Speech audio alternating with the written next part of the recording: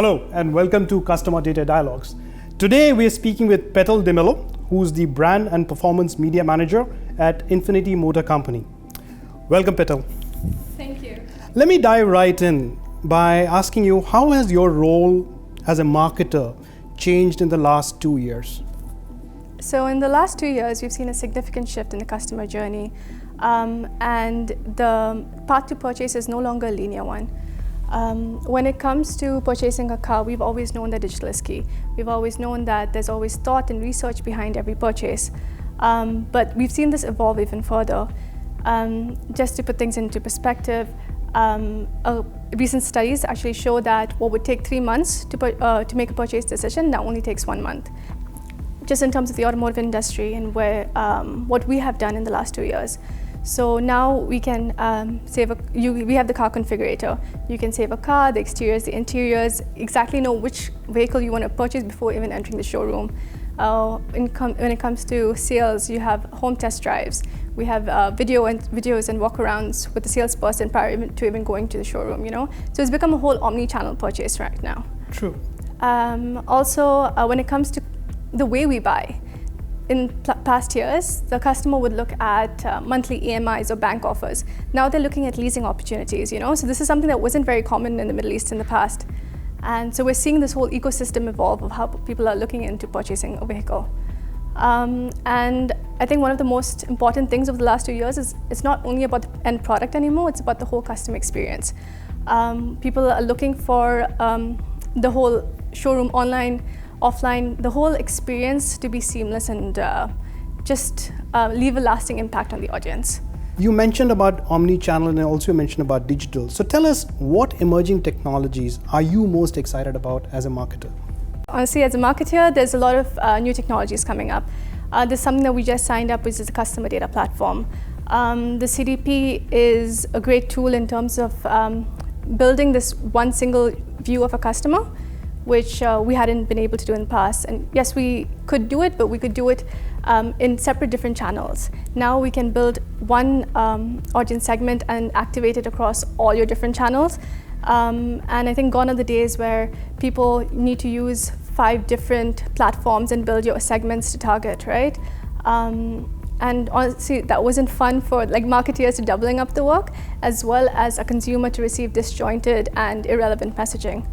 So I think that was one of the emerging technologies that I'm actually looking forward to. Fantastic, and I do agree that CDP really gives you that leverage and data insights to truly understand your customer.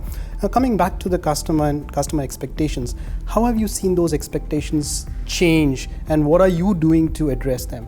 Yeah, so when it comes to customer expectations, we've honestly do a lot of research behind our launch events, our marketing strategy, our showroom experience, or our sales interactions with the customer.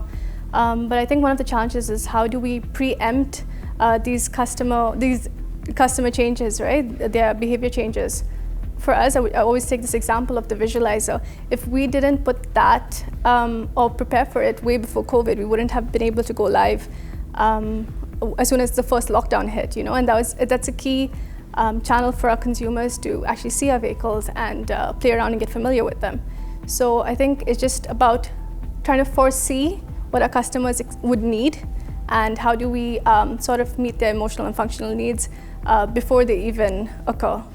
Okay, all right. And coming back to CDP, since you said that's a very critical platform and a solution that you looked at, I want to know 2 things from you. One, how easy was it to really integrate CDP into your existing ecosystem?